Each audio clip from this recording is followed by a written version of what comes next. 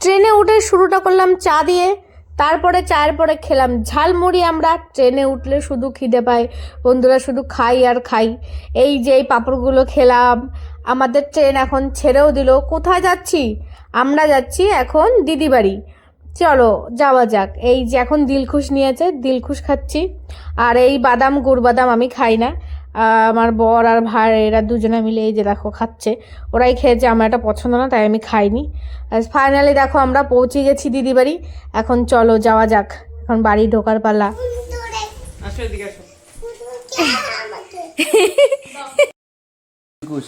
আমরা চলে আসি গাইস। বলো হ্যালো।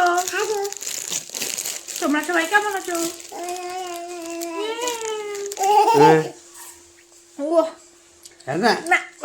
খাই না।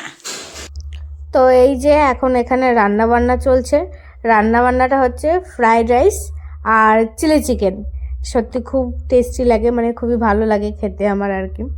তো আস্তে আস্তে অনেকটা রাত হয়ে গেছে, যে আমরা সবাই মিলে খেতে বসে পড়েছি। পুচু চলে এসেছে। সত্যি খাবারগুলো খুবই সুন্দর হয়েছিল। টাটা।